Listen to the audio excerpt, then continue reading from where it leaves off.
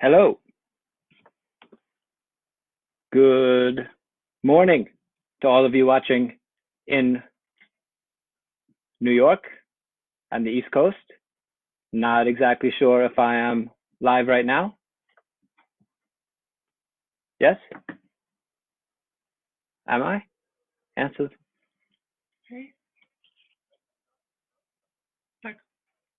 Widzę. Just working out technical stuff.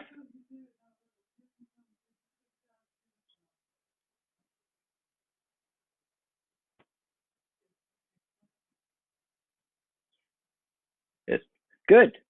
So just going to give it a minute or so for everybody to get online and for the JCC Krakow to start streaming this. It's 2:30 here in Krakow on a beautiful, beautiful sunny day. So little intro music, I thought.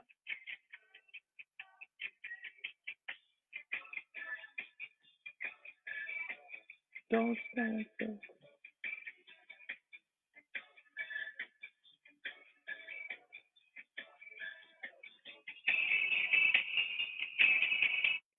What I guess is or should be the theme song today, Don't Stand Close to Me by the Police.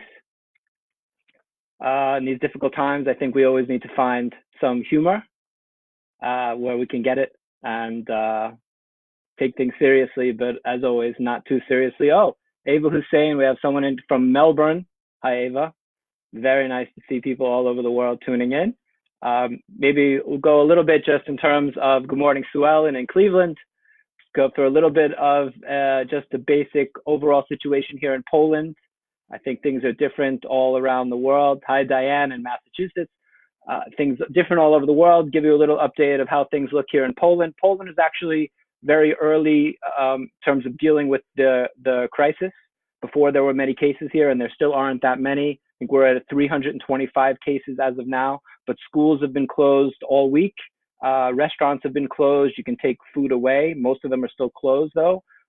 People are not out on the streets. Most businesses are not functioning, and people are practicing social distancing, I think doing a pretty good job. As I look out my window here at the JCC, don't worry, we're not all here at work. I'm just here actually with Kasia, since we live together anyway. I figured I could let her into work. Do not worry, she's not cooking. No cooking going on. Here at the JCC, everything is shut down. The staff is working remotely. We're working very hard to make sure that we're able to continue serving the community, working on online programming. We're working on a partnership actually with a bunch of other JCCs around the world that will be able to put a whole slate of programming online, essentially through Zoom, and be able to serve the community that way. So a bunch of people wrote in with questions. If you guys have questions, you can still put them on the screen and I'll try to write them down and then get to them. Some of the questions serious, some not so serious, and I will try to answer them for as long as there's interest and the strength to answer them. So let's begin with a question that's on, I think, a lot of people's minds about the bicycle ride. As you guys know, I'm sure most of you, we do a bicycle ride called Ride for the Living. This will be its 7th year, a ride from Auschwitz to JCC Krakow. We do it, it's a one-day ride based a whole weekend, but the ride is one day during the Jewish Culture Festival at end of June, beginning of July. This year's ride is from July 2nd to July 5th. And as of now, the ride is still on. We are, hopefully, we won't need to cancel the ride. We still have April, May, June, 3.5 months so far. I know that there are some people who were planning on making it, but maybe won't be able to make it, or some people who would have to make that decision now. And of course, none of us are able to make the decision about traveling a few months in the future yet, since we really don't know what's going on. So, but as of now, the ride is moving forward. We will, of course, let people know if that changes in any way. We are working with our partners, especially the hotels, to be able to push back the dates that we would have to let them know, cancellation days and things like that. So hopefully, as of now, we don't need to cancel the ride. It might be that the ride is smaller this year than we were thinking about. We have some partners, different communities, Atlanta, Detroit, Cleveland, Boulder, Colorado, that are planning to join us, and hopefully they still will be able to. But if not, then we would still have individuals coming, and hopefully the ride will still go on. But yeah, it's very difficult to say, but we don't have to cancel it. We won't cancel it yet, as we're just in these days of still not really knowing what the future holds. Some encouraging news, I think, just overall in terms of the spread of the virus, is that China, I think, today announced that there are no new cases. So that's amazing if you think about how fast it was spreading. Chinese did a very good job of really shutting things down, keeping people in their houses, not allowing the disease to spread. And now you're starting to see the results of that. So hopefully we can emulate a little bit of that in other places, and have, luckily, there's other countries, not luckily for them, but for those of us who are in countries that were affected later, like Poland, like the US, like most of Europe, except for Italy, really, we're able to learn from how others have dealt with the crisis and able to help us know how to deal with it. So it's very difficult to say. You can, all of us are spending a lot of time in front of screens, I'm sure, and I guess watching TV or reading, and you can see people say this is going to go on for a couple of years, or that within a month or two, life will be back to normal. So we're obviously hoping for the best. And as daily life, we adjust to this, then we can understand that the world will, at a certain point, go back to normal. Maybe the normal will be a little bit different, but we'll certainly get back to something close to normal. So we answered that. In terms of that one, what's going on with the bicycle ride? What are the short and long-term impacts you think the coronavirus could have on Krakow's Jewish community? Well, good question. Our community hasn't been directly that affected yet in terms of health, so we don't have, as of now, any community members that have contracted the virus that we know of. Of course, Poland, like other places around the world, just isn't doing that much testing, so it's very hard to say how many of us really have something that almost none of us have been tested for. Our community, so hopefully, there's the idea of the direct effect on it by people getting ill from it, which we're hoping doesn't happen. Or hasn't happened yet, and we hope won't. And there's also the long-term effect on the medium to long-term effect on the community. So our community is very much dependent on people visiting us, reconnecting Poland to the larger Jewish world. People aren't traveling right now, as we know, so that is a problem for us in the community, as we are essentially disconnected once again from the Jewish world. Of course, everyone is disconnected from everyone else, so it's not only our problem. But I think for a community that for a very long time has been disconnected, it's especially difficult for us once again to be disconnected. So we're trying our best, using whatever means we can, whether it's online or otherwise, to stay connected to the larger world, to make sure that our young people, our older people are able to stay connected. So in terms of the center is closed, nobody's coming here, but we are staying in good touch, especially with our seniors. We have a program where our staff and volunteers are calling every single day, calling all the seniors just to see if they're okay. Some of them need help with their shopping, and we're doing that. If they need help financially, we're also ready to provide them with that help. Younger people are BBYO. We just started a couple of years ago, BBYO program for our teens, and the BBYO is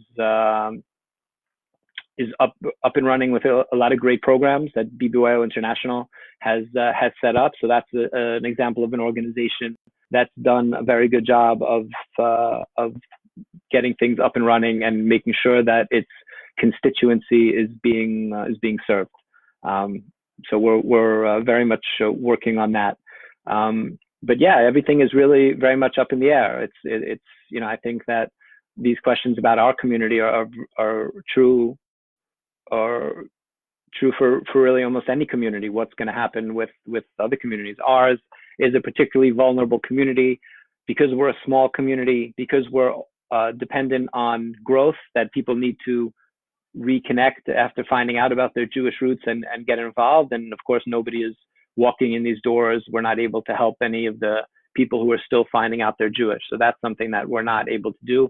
Also, we are very dependent on visitors in terms of fundraising. We raise most of our budget overseas. That is people who visit us and have positive interaction with us and see that our community here is growing and needs support. And then people have been very generous and support us financially. So we're very dependent on that. And of course, if that dries up, then we're going to be in a lot of trouble in terms of how we'll be able to fund Jewish life moving forward. But I think again, we're in such an unknown period that it's very hard to point to problems that are specific to the Krakow community. I think that these are problems that all of us are beginning to face in our communities. Yeah.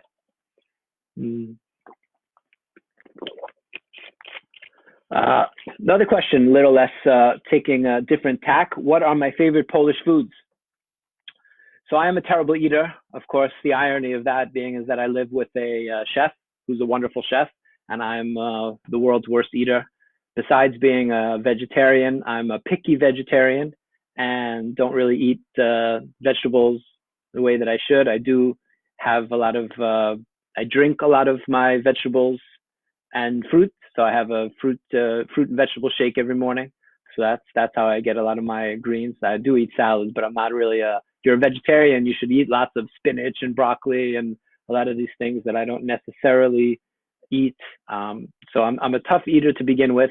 In terms of my favorite Polish foods, I will definitely say that my single favorite Polish food is osypek, which is Polish sheep cheese from the mountains which is smoked. So a smoked mountain sheep cheese that is usually then grilled. So it's a very kind of smoky, intense, woody flavor. And that to me is absolutely my favorite Polish food. To be honest, if I left Poland for whatever reason and I wasn't here, then the thing that I would really, really miss would be this cheese called osypek. There are other Polish foods that I really like. Pierogies. Pierogi are something that I eat pretty often. It's more of a winter food for me, cold weather food. Pierogi ruski, which are the sort of most traditional pierogi with cheese and potato with a little bit of onion filling. But they're all different kinds of pierogi. Jeffrey Rolad, who may or may not be watching, is a big fan of the strawberry pierogi. So you can have the salty pierogi, sweet pierogi, which is a very important main Polish food. A lot of Polish food is meat based, so I don't eat any of that. But people like Polish meat, game, venison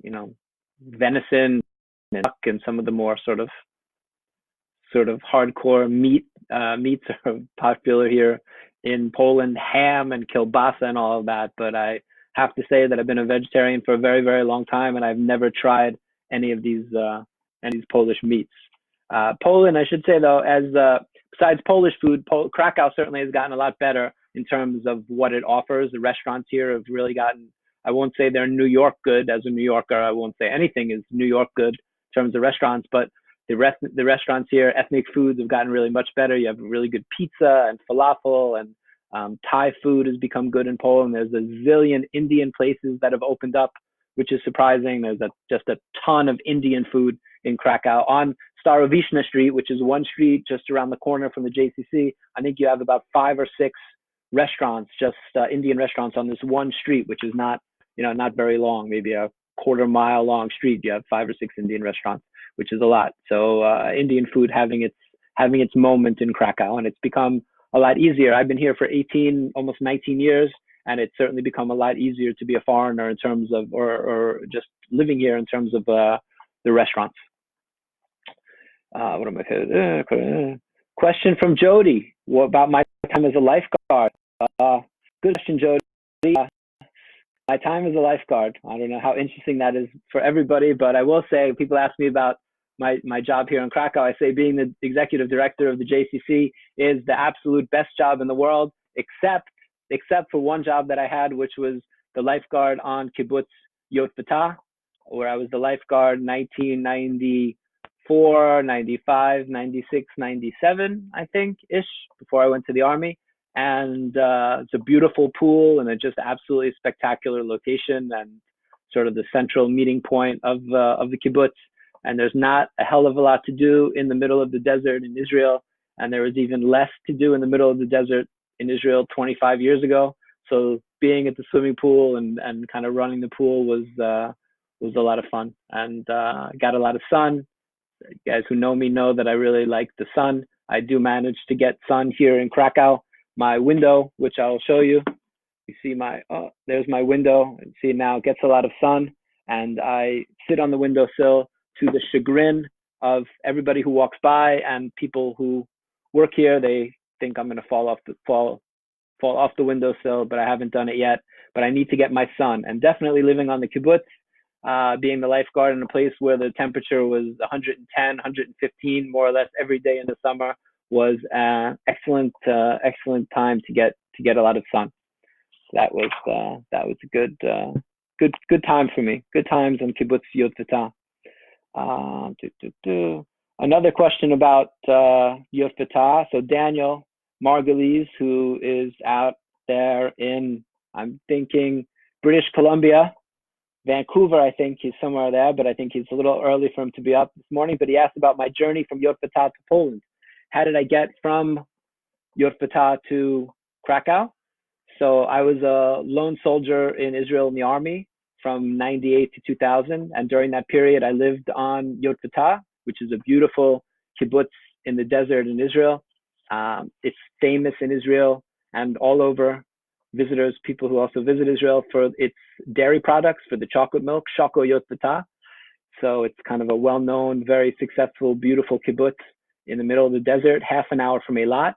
And I was living there. I did the Ulpan there, and then went into the army, was a lone soldier there, was stationed there, based there when I was in the army. Then after the army, was deciding if I would stay on the kibbutz or move to Tel Aviv. And at that moment when I was deciding, I met a Polish woman, volunteer on the kibbutz, named Kinga, and fell in love. And I decided to move to Poland. She was from Łódź, so I moved to Łódź, which for the Jews, when you say Łódź, they don't know what you're talking about. Łódź for Jews is Lodz in Yiddish. So I moved there for a year. And then after a year, I got a job in Krakow teaching here at the university, teaching Hebrew actually in the Department of Jewish Studies, which was definitely a case of in the land of the blind, the one-eyed man is king. I had really not much idea what I was doing. I'd learned Hebrew in Israel. The army was obviously a good place for me to learn Hebrew. So my Hebrew was somehow good enough, at least it was, 18 or so years ago, to teach Hebrew here in Krakow at the Department of Jewish Studies. So that's how I got to Krakow, and I was teaching there in the Department of Jewish Studies for about 6 or 7 years when they were opening the JCC, and they were looking for a director. I like to say, although my wife always tells me to stop saying it, that at that point I was the only one in the country who knew what the letters JCC stood for, and that was enough to get me the job, which is at least partially true. So that's how I became the director of the JCC. We opened in 2008. I've been the director ever since, and it's been a very steep learning curve, and it's been a lot of fun. Another question, a very good question here from my friends Shirley Solomon. Shirley and Alan Solomon, great friends and supporters, not only of JCC Krakow, but really pillars of their community and supporters of Jewish life all over the world in Boca. They are in Boca. And Shirley asks, how do you introduce Judaism to someone who did not originally know that he or she had Jewish ancestry? Excellent question. Thank you for that, Shirley. It's a good question, because that's at the center of what we're doing here at the JCC, which is reaching out to these young people, mostly young people, who did not grow up knowing they're Jewish, who at some point along the way found out they were Jewish. Sometimes it's very dramatic. Stories of deathbed confessions of grandparents telling grandchildren that they were survivors, that they hid their identity from their family because there was anti-Semitism in Poland back in the day, and they didn't want them to grow up, with that, and only now are able to tell their grandchildren that they're Jewish, or people who find out online by doing some research about their family ancestry, people who find out on 23andMe, to people who we've had stories of people who find a box in the attic of photos, black and white photos from before the war, people with beards, and they see that they didn't look like what their traditional idea of Poles in 1930 looked like, and realize that their family is Jewish, or people who remember going to their grandparents' house when they were kids and not being allowed to have a glass of milk with their dinner. So finding out through, and then realizing later on that something was strange about that, and getting curious and realizing that they're Jewish. So that's a big part of what we do, reaching out to this whole generation of people that is now coming of age and finding out they're Jewish in a free democratic Poland when it's acceptable to be Jewish. So obviously how we deal with those people, which is what your question is, how do we introduce Judaism to those people, is at the really forefront of what we're doing. And I should say there's not a terrible amount of research on this. There's not a huge amount that we can do in terms of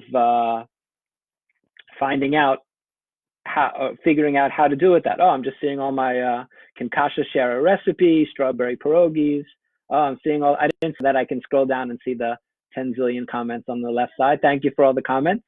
Thank you. I'll get to them. But about Shirley's question. So I think for us, in my opinion, Judaism is not only a religion, not only my opinion. I think that's the basic theory of Judaism, is that it's something much larger than religion. Judaism is a culture. Judaism is your tradition. But in my opinion, the best definition as I see it is that Judaism is a family. And we want those people who are just finding out they're Jewish to understand that they're part of something bigger than themselves. They're part of a family that cares about them, that has a responsibility toward them, and that they have, if they choose to be part of it, a responsibility toward this group, toward this larger thing. So for the first part, when people find out they're Jewish and they walk in here, our initial message to them is that's normal. There's nothing crazy or strange about it. I think for the synagogue that I grew up in the US, if you would have walked in and just said, I just found out that I'm Jewish in the Young Israel of Forest Hills, it would have been a very strange thing. So we try to balance that. We try to say, oh, you just found out you're Jewish. Great. That's not such a big deal. There are a ton of other young people like that. And we would direct them to our Hillel program. We have a wonderful Hillel director, Marciana, who she herself found out she was Jewish when she was a teenager. So we would direct somebody, if they were the age of Hillel, toward the to the Hillel program. But in terms of what we're trying to show them, in terms of the real essence of the question is, we want them to understand that they're part of something larger than themselves, that this whole beautiful smorgasbord of Judaism, all of these things that we grew up, many of us taking for granted, the religious aspect, Jewish culture, Jewish history, Jewish values, Israel, Jewish language, Jewish cooking, all of these things that make up together Judaism are essentially things that were denied to these young people. And we want to expose them to as much as we can. So we don't try to push them in any direction. We don't say, go and be religious, be reformed, be Orthodox. We are trying to just show them all the different paths back into Judaism, and hopefully they'll choose a path and find something that works for them. If they have young children, then one of the best paths in is through our preschool. We're very proud that we opened a preschool, Frida, 2.5 years ago, the first Jewish community preschool of its type to open really since the Holocaust. And we opened that with the help of many, many people around the world, from the Heschel School in New York City, from SOS International in Washington, D.C. area. Got a lot of help, and our preschool is really thriving. Unfortunately, those kids who've just been exposed to Judaism for the last couple of years are now home, but we're helping their parents. We're in very good touch with all of them and helping to make sure that they're able to continue their Jewish learning online or at home, not only online, but at home through resources that people are sharing with us, and then we're able to share with those parents. So thank you for everyone who's been involved helping with that. So I mean, yeah, in summary about this question, Shirley, if you're there, is I think people just need to feel that it's normal, and I think what's also important for them is that they need to understand that they don't need to choose between being Polish and being Jewish. Today in 2020, you can be Polish and you can be Jewish at the same time. If you grew up Catholic and you found out you're Jewish, you don't have to immediately that very moment throw your Christmas tree out the window or cut off all contact. We think it's a process, and we want to be absolutely as open as possible to people, and give them the greatest chance of finding the beauty and the tolerance in Judaism. If you think about the trauma that their families went through, first the Holocaust and then almost 50 years of communism, these people have been through a lot, and the collective memory of their family is very painful. And we don't want to start making it difficult for them to be Jewish. We want to make the onboarding process as easy as possible and make them really feel wanted and loved in our community. I think we do manage to do a pretty good job of that, and hopefully people will continue to find out they're Jewish, and we'll be able to continue with the help of the Jewish world and all our friends and supporters around the Jewish world to be able to help them continue to do that, to continue finding out they're Jewish and continue rejoining the Jewish world.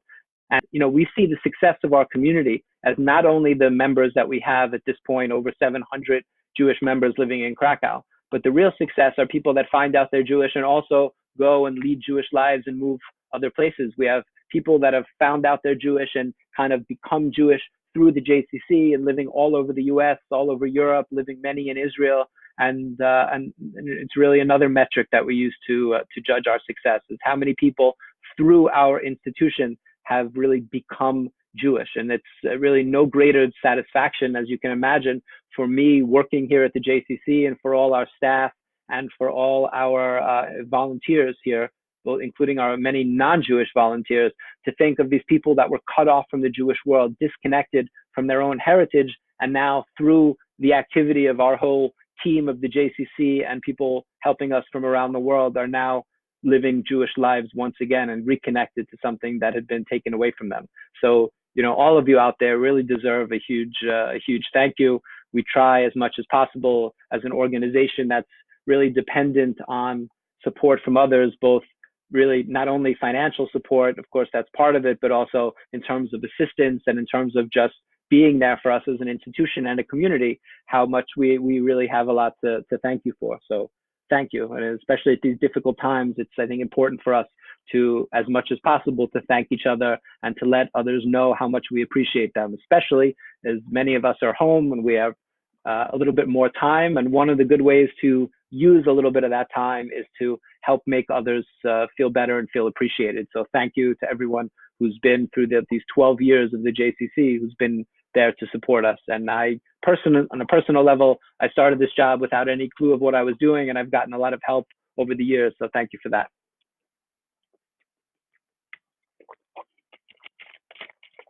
Okay, I'll take one of the questions that's coming on now. First, I see we have a good contingent from Ohio watching. We have Chaya Kessler and, of course, #1 fan, Suellen Cadis. I'll take Suellen's question. Once coronavirus is no longer a threat, any chance you'll take newly connected Jews or seniors to Israel? This is a question that we actually get a lot, as you would imagine, from the seniors. In 2015, we did a trip to Israel. From the first Ride for the Living, which was 2014, when we had 15 participants, we raised money. And with the money that we raised, we brought a group of 30 child survivors. So these are Holocaust survivors that had been hidden during the war. We brought about 30 of them on a mission to Israel for a week, which was just an amazing experience. And really, based on that experience, we realized that the Ride for the Living, it was able to fund that, and that it had so much potential, and that we needed to do Ride for the Living not only as a one-off event, but to make it an annual event based on the success of that initial trip that we did to Israel. So I would love to do another trip to Israel with our seniors, especially as many of them are getting older, and this would be the time to do it. So I would say that we will make a decision in the next year or so. Hopefully, when all this corona virus is past us and we're able to get back to business as usual here in Krakow. And for all of you around the world, I would love to do another trip to Israel. I think the seniors would love it. And I have to tell you, as somebody who lived for 8 years in Israel, who's been back to visit 100 times since I left, who served in the army, who lived on a kibbutz, who lived in Jerusalem, and has many amazing Israeli experiences, I have never felt more connected to Israel and had a better time in Israel than I did when we brought our seniors there on a trip. It was absolutely the trip of a lifetime. So if only for selfish reasons, I hope we're able to do that trip again and to bring maybe not only our seniors, but maybe more, do a JCC Krakow trip to Israel. Maybe we'd invite some of you to visit as well, and we could all have a big reunion in Israel. JCC Krakow and supporters from around the world. Sounds like a plan. I'm sure that Israel will also need all the visitors it can get after the difficult period of having zero tourism. A country that's so dependent on tourism as Israel is will really appreciate that. By the way, as Krakow is, Krakow has 13 million tourists a year. We obviously have zero tourists right now. Our borders are closed. Oh, Detroit watching. Hi, Sherry. Good friends in Detroit, a community that's visited us many, many times in the past. So Krakow is going to be really hurting, as many of us are. But in terms of tourism, this is a city that's very dependent on tourism. So I would hope that when the world gets back to normal, many of you who have planned trips here, hopefully it'll be for the bicycle ride. If not that, maybe afterwards, will come and visit Krakow. Those of you who've been, come back and visit us. Those of you who haven't been, come and see really one of the most beautiful cities in Europe. Krakow is a spectacular city. Everybody comes here with very often not knowing too much about it, especially Americans don't often know that much about Krakow, and come and fall in love with the city as I have. Matt Jackson in New Jersey. Hey, New Jersey, welcome aboard. Next question. Let's see what we have. How do we continue creating a space of learning and community building, reaching out to engage new people? And do you think there's something to learn from that in terms of thinking about community engagement for the future? From Agnieszka Gish. Agnieszka Gish should be doing her regular Ride for the Living work. She's the Ride for the Living coordinator. Instead of that, coming up with difficult questions to put her boss on the spot live. We'll discuss that offline, Aggie. Thank you for that. But no, Aggie Gish is one of the real heroes of the JCC, running the bicycle ride. She's 25 years old. She started here when she was a volunteer at age 16, not Jewish, living in the Kazimierz in the Jewish quarter, and just felt that there was something missing as she learned about all this Jewish heritage and didn't know there were any Jews here, and saw the JCC opened and came in the very early days and has become a big part of our center here, first as a volunteer, then as just a staff member, and now the one in charge of every single aspect of the bicycle ride. And many of you who've done the ride have gotten to know Aggie, who's really amazing. So her question about how do we create learning space and continue doing what we're doing in this difficult time, a lot of it is online. And that some organizations have been incredibly helpful in terms of resources. We are talking to some JCCs right now about creating sort of the world's biggest JCC, a virtual JCC that will then be able to provide programming. So I had talked with somebody, my friend Mariano, about that yesterday. Hopefully that's going to go online soon.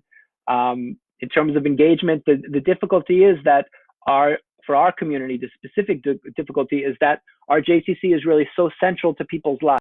And of course, JCCs around the country and around the world are central, but our JCC, because of the peculiarities of the history here and the way our community looks, is really wearing many, many hats and fulfilling a lot of roles. So it's difficult for our community that the JCC is closed. So we're trying both through offering online classes to calling our seniors every day, staying in touch, home visits, of course, with safety concerns being thought of there, and trying to do as much as we can offline to be ready to do things online. I think the irony of all this, if we can find some irony here, and certainly Judaism is nothing but a history of irony in many ways, is that all of this talk about, oh, we spend all our time in front of screens and there's no real life and there's just screens and kids today are more comfortable in front of screens. Well, you'd make a case that that's at least been time to some degree well spent, that we're all a little more fluent with the internet and can get by. Everybody's I can't tell you how many crash courses I've seen on Zoom. There's an organization called Judaism Live, which is did some great Zoom tutorials out there, which is a very, very important thing. So I think that many of us have unfortunately spent the last 10 or so years spending almost all of our time, too much time in front of screens and online. So now we're ready for that. But seriously, hopefully we're doing all we can to be prepared and to learn lessons from this about how to reach people. And a lot of these cliches are silly and we hear them a million times about different things. I would say that this idea of what doesn't kill us make us stronger is something that I think about very much in this community in terms of the Holocaust. That a community that was almost completely destroyed and devastated by the Holocaust is a community that's able to come back. And the experience of having dealt with such difficult periods like the Holocaust and like communism has allowed, I think, our community to be more resilient and able to deal with more things. So in some sense, people that have been through tragedy, and we, the Jewish people, have been through a lot of tragedy, and in some ways it makes us more able to deal with the tragedy like this. And hopefully our community that's seen even more than its fair share of, even as a Jewish community, of tragedy, will be able to come through this and come out of this stronger, as hopefully we all will. Nice to see Ava. Hey, Ava from New York, Westchester is here. I think Westchester or Rockland, but north of New York. How you doing, Ava Vishnik? Good to see you. Let's see what other questions we have.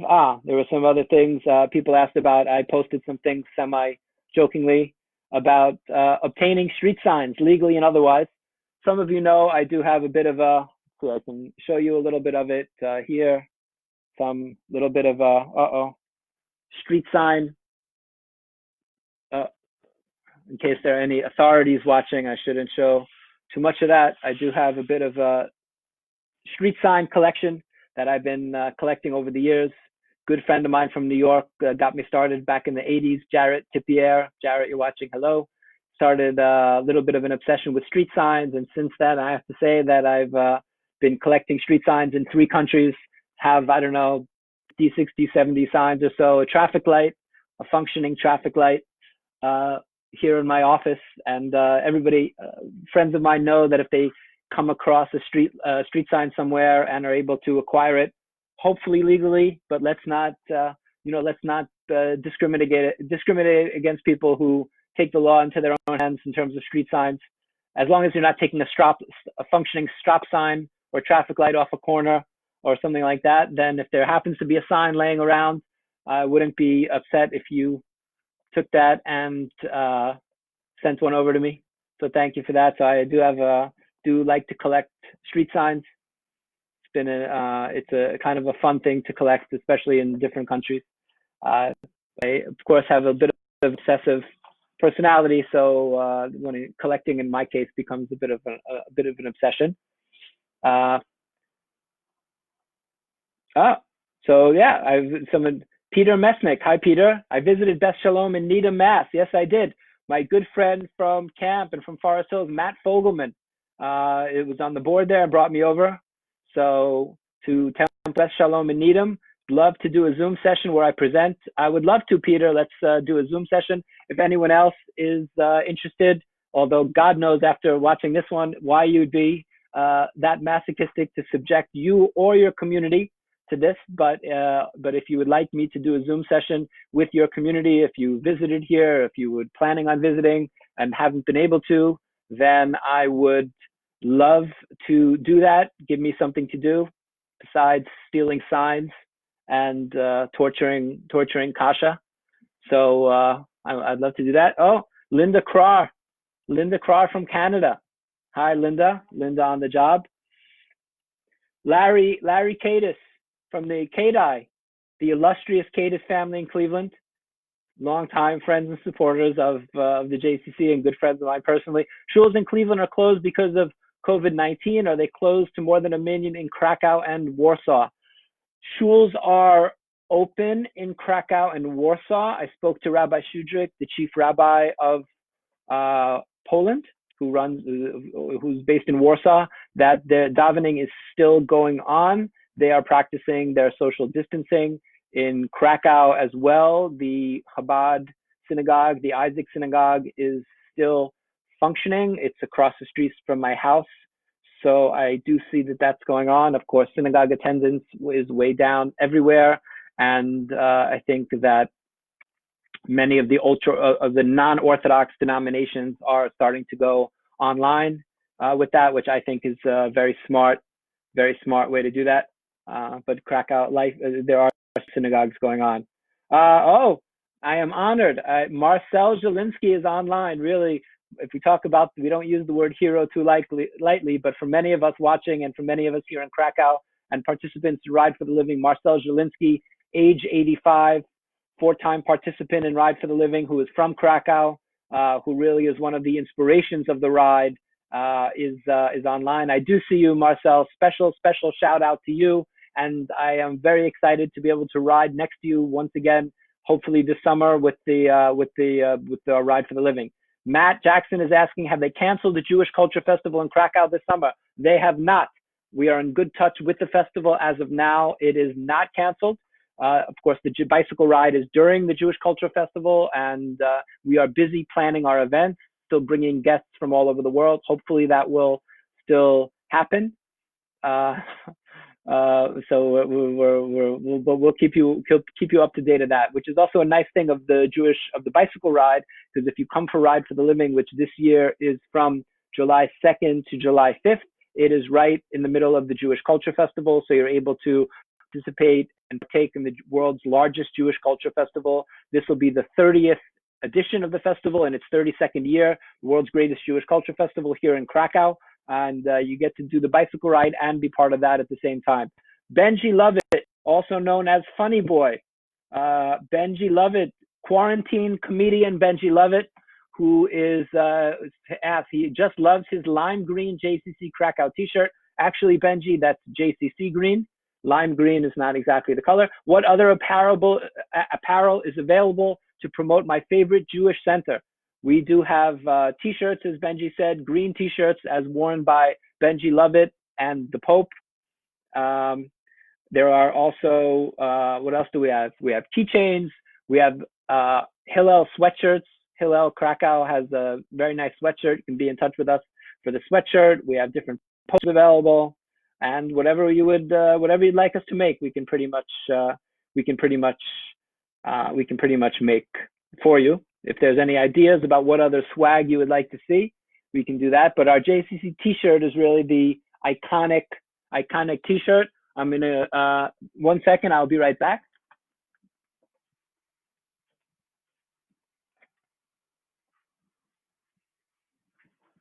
Oh, back. I just wanted to show you the t-shirt that Benji is talking about. There is the Pope lovingly gazing at his JCC Krakow t-shirt.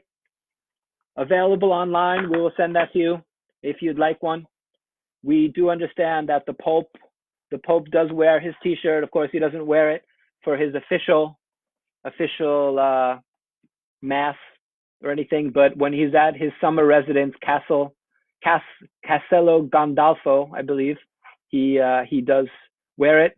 And Matthew Keller. Matthew from Pittsburgh. Hi, Matthew Keller. The JCC Krakow bottle opener has been helpful this week. Yes.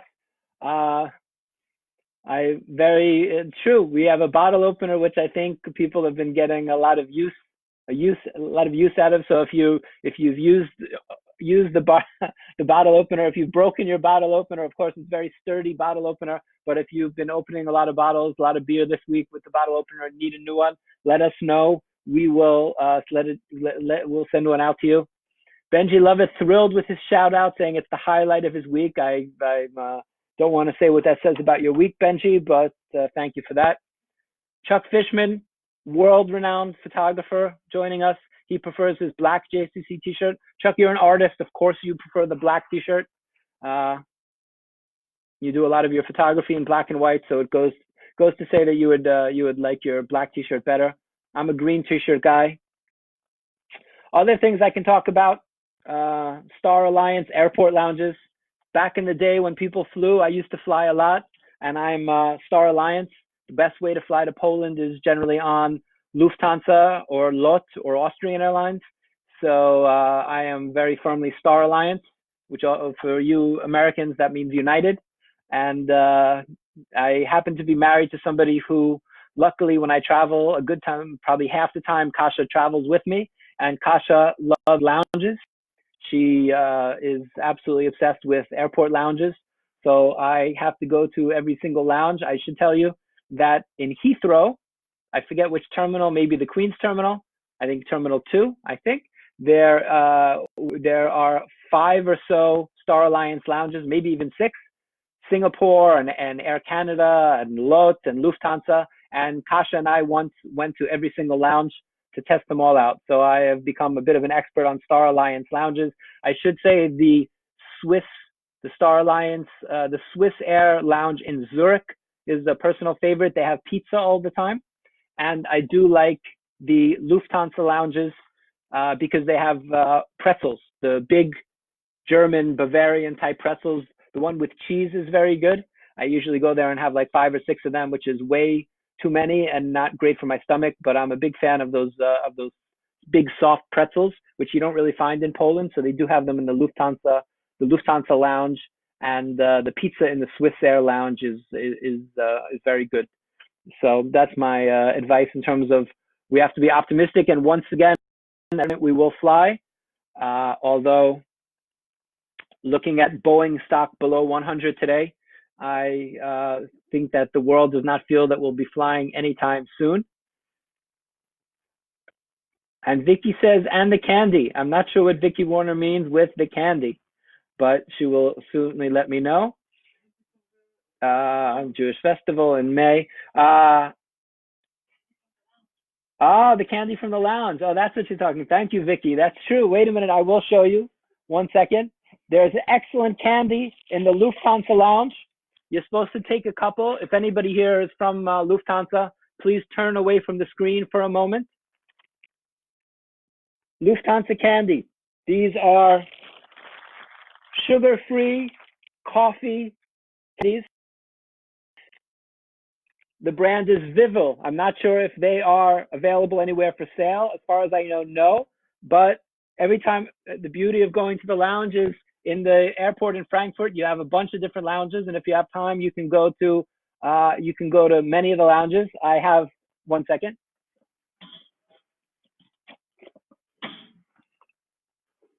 I was anticipating a travel ban, and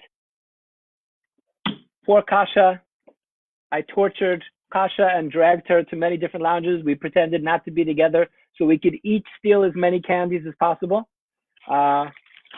So these are excellent sugar-free candies, sugar-free coffee candy, by the way.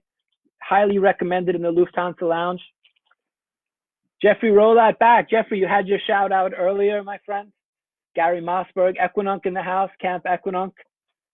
How you doing, Gary? We are in Krakow, enjoying, yeah. Finster, Itzhak, you're in Krakow, enjoying the nice weather. When is Polish Airlines launching the Krakow Jotbata route? Krakow Jotbata route is already there. The Ramon airline opened near Eilat, about 20 miles or so north of Eilat, 10 minutes from the kibbutz, where I flew to vote in, there, fix the sun. I flew there to vote for the last election. I'm not sure that did terrible amount of good, but Kasia and I flew to Eilat, Krakow Ramon Airport direct, which is incredibly convenient. I'm sure I'll be going to visit many, many more times in the future with that. It's gotten so easy to go. I think that as we are pushing just about an hour or 50 minutes, I think that's going to be more or less it for today. If anybody has a pressing question, you can type it on the screen and I will try to answer. If not, we can leave some questions for next week. I don't have that many interesting things to talk about, to be honest. Jeffrey, thank you for the compliment on my tan.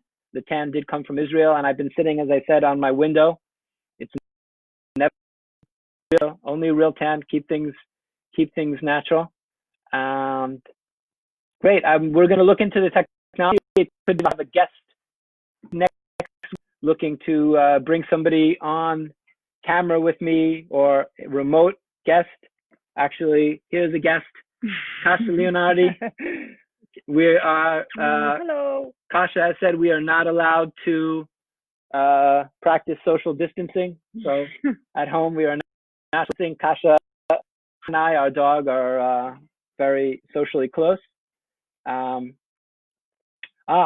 there's one other question or comment. Sue Ellen is suggesting I tell about the visit with Nancy Pelosi. I will tell about the Nancy Pelosi visit. Someone else. Sherry Oppenheimer, or also about the Nancy Pelosi visit. Sure. So Nancy was the congressional delegation a couple months ago. It was the week before the Auschwitz commemoration. So the week of January 27th, Nancy Pelosi brought a bipartisan congressional mission here.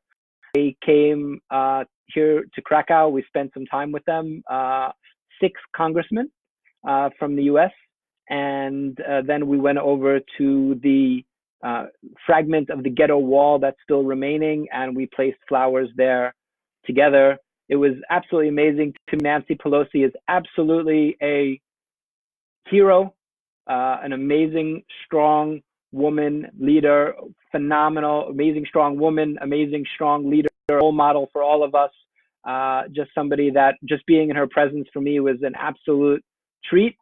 I feel like it was, you feel sometimes that you're really around greatness, and being around her was something very special. I'm going to show you the photo, and then I'm going to tell you a cool story. My photo. Oops. So this is just a Nancy Pelosi photo, giving her a JCC honorary membership card. She also, I think, did receive T-shirts, Benji. So you, the Pope, and Nancy Pelosi at this very moment could be dressed exactly the same, Benji. That's something to think about. But the cool story, and I want you guys to look this up after I tell you about it, because it's something worth really investigating, is that Nancy Pelosi's father was a congressman. He was the mayor of Baltimore, and he was a congressman, a long-time congressman in the 1940s from Baltimore area, named Thomas DeLisandro, and he was an incredible supporter of the Jewish people and Israel. And he went to Roosevelt and pleaded with him to do more about the Holocaust. And then he went to Truman and pleaded with him to do more about to support the state of Israel. And when Roosevelt didn't do anything, like I think relaxing the immigration quotas for Jews, he actually broke from Roosevelt. And he was such a Roosevelt guy that his son's name which is Nancy Pelosi's brother, is named Franklin Roosevelt D'Alessandro. But because of his refusal to help, to do more to help the Jews, Roosevelt, he broke with Roosevelt during those times. So not only is Nancy Pelosi somebody who I think many of us would call an absolute hero today, but her father is without a doubt an underappreciated and under really recognized hero of Israel and hero of the Jewish people. And I encourage you to go look up Nancy Pelosi's father and read about him. Really an unbelievable thing. Rabbi Avi Baumel, our rabbi here in Krakow, wrote. He has a blog on the Times of Israel, and he wrote a very nice piece about Nancy Pelosi's father and about Nancy Pelosi meeting her when we met them. So Jeffrey Rolat coming online reminds us that many others also didn't do enough knew about the Holocaust and didn't do enough. Absolutely. So that'll be it for this week. I hope you've enjoyed it. I very much enjoyed it. I love talking, and it's been strange not having visitors here for me to talk to. Poor Kasha gets me making speeches at home, apropos nothing. So let's do this again next week. We might make the time a little bit later so the West Coast people can get more easily come online. Not everybody is up at 5 in the morning like Jeffrey Rolat every day, but there we go. So send in your questions and comments, and we will see you next week. Thank you very, very much. Krakow out.